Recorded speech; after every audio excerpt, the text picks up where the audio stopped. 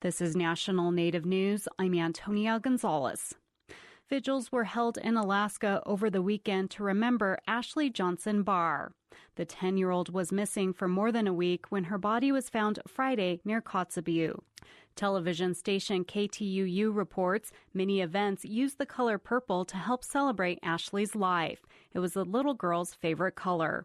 Her disappearance and search sparked an outpouring of support from communities across the state. As of Sunday, a funeral date had not been announced. A 41-year-old man has been arrested in connection with her disappearance. Hawaii Democratic Senator Mazie Hirono says she's concerned with Supreme Court nominee Brett Kavanaugh's view of Native people. Matt Laszlo has a story from Washington. Senator Hirono took to Twitter to release one of Kavanaugh's emails where he questioned government programs targeting Native Hawaiians. At the time, he was a senior White House lawyer under former President George W. Bush, and he was responding to upcoming testimony from a Treasury Department official regarding investments in Native American lands. Hirono questions Kavanaugh's understanding of natives.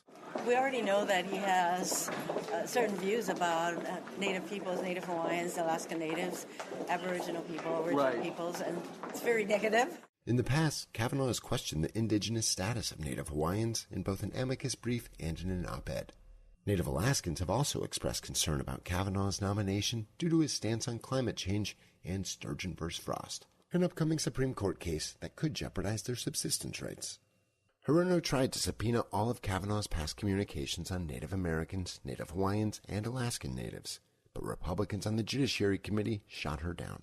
I think there are hundreds and hundreds of thousands of Native peoples in our country who would be very interested to know his views are on original people issues. Republicans on the Judiciary Committee have blocked all efforts to subpoena Kavanaugh's documents, and that has many natives worried that he would rule against them if he's confirmed to the Supreme Court.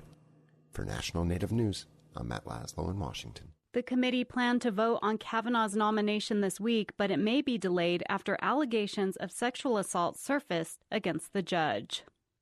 Lenape tribal citizens and community members from Delaware recently took a trip to the National Museum of the American Indians Cultural Resources Center. Research about the tribe is helping with revitalization of tribal culture. In the story first produced for Delaware Public Media, Sophia Schmidt has more. The Cultural Resources Center outside of Washington, D.C. houses historic artifacts belonging to tribes across the country and contemporary art by Native artists. The Lenape group visited the center to help a student from the University of Delaware with her research on traditional fishing nets made by tribes of the Mid-Atlantic region.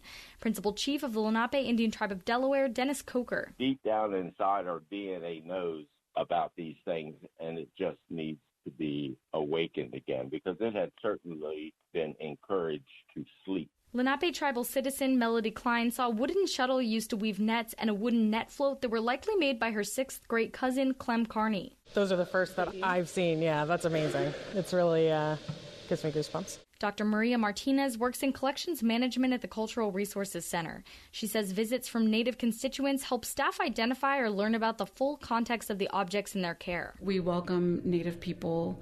This is who we serve, and this is what our purpose is. The National Museum of the American Indian is here for our Native constituents. The students' research will culminate with net-making workshops this spring geared toward Delaware's Lenape community. For National Native News, I'm Sophia Schmidt. And I'm Antonia Gonzalez.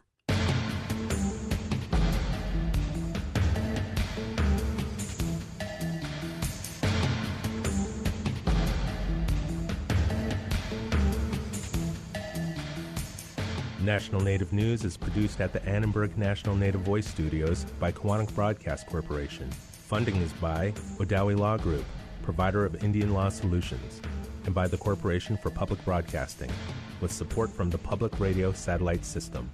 Support by BNSF Railway, an American Indian Science and Engineering Society Top 50 employer. BNSF's ACES scholarships support Native American students in science, technology, engineering, and math. Info at bnsf.com. For Native Americans affected by domestic violence, the Strong Hearts Native Helpline offers peer-to-peer support and resources. It's safe, confidential, and toll-free at 844-7-NATIVE. Program support by the National Indigenous Women's Resource Center.